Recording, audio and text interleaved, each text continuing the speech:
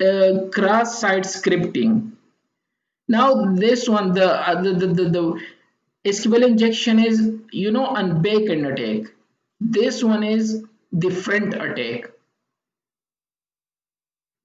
and the user browser. Cross-site scripting. Either we call them in shortcut XSS. Basically, what is the use of this? Basically, you are using script to retrieve the session detail. When you log into your bank, suppose if I log into my bank account here, which is HSBC Sub Bank. So when I log in here, so basically it's creating a session. Now let's create a session and I'm logging. But if I try again subnet here, it will ask me username and password again because that session is separate, this session is separate. But what if somebody retrieve this information, your session which you already connected through your bank, and he put here, so he will directly, it's giving error. I'm just telling you. Now, normally it will not, they will say, no, no, log in again because they're not giving this session again. But if somebody through script retrieve all your cookies and these information, so definitely he will also log in. So for that purpose, we are using to attack, we are using cross-site scripting to collect your cookies information. Basically, what is cookies? Those who take my F5 load balancer course, they already know cookies. I told them in detail. Whenever you visit any website, they are storing cookies detail. Suppose if I visit, suppose CNN.com. So when I visit any website, there will be cookies. Yes, okay. Some website will ask you. This is the good thing.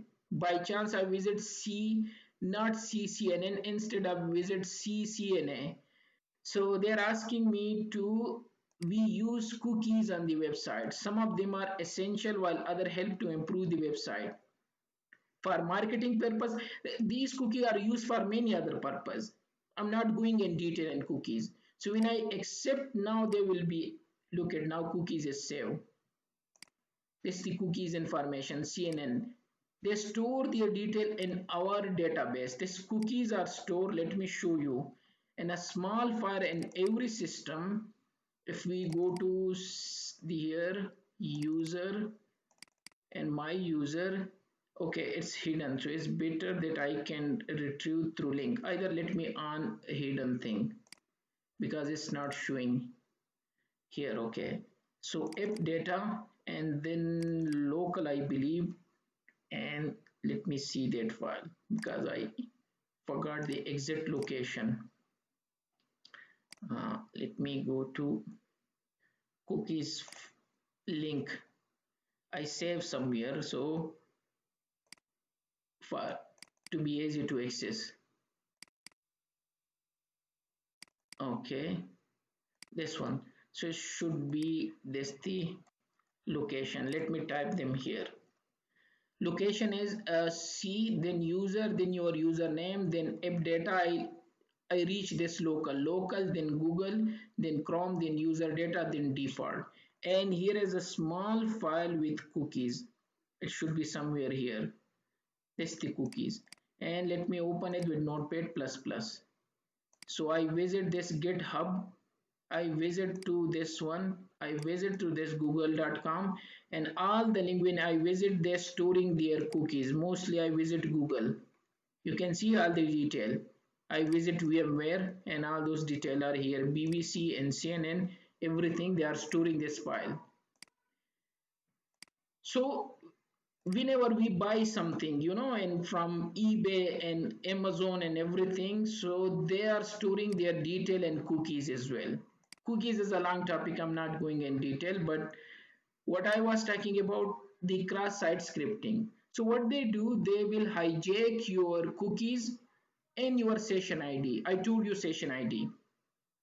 This is my session. I'm logging to my bank. Even now I log into my bank, almost there. The session has been invalid. I need to re-log in because normally the session will disconnect for security purpose, many bank website and all those. But if it is not, then there is a vulnerability. What they do, they are using cross-site scripting, a script which will be run hiddenly, and they will retrieve your session ID and logging information and cookies detail which I show you, and they will access your thing which you were accessing without login, because you already log in, you created a session for yourself, but hiddenly that session is created for that hacker, and then they can retrieve your detail, they can hack your bank account, they can do anything. This thing is called cross-site scripting. And let me copy this and show you there. So let me copy this, a small script. It will retrieve your cookies detail. I just show you the cookies, your password and many other things. They will retrieve this script to run it. So let's do and test there.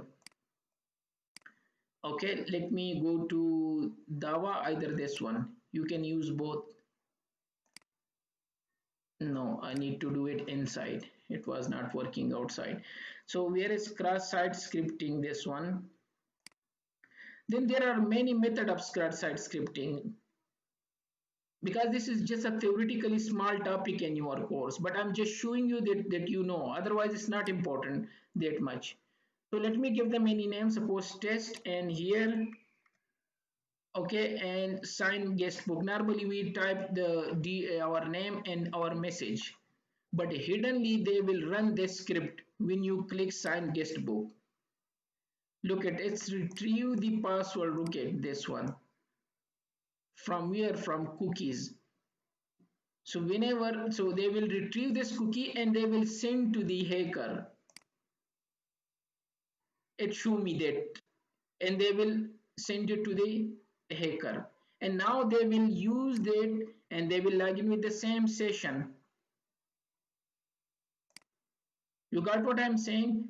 So this is called cross-site scripting, to attack a user and get their session and cookies detail, and then whatever you want to do you can use for the test purpose. Damn vulnerable web application which I show you, and also the other one. Okay,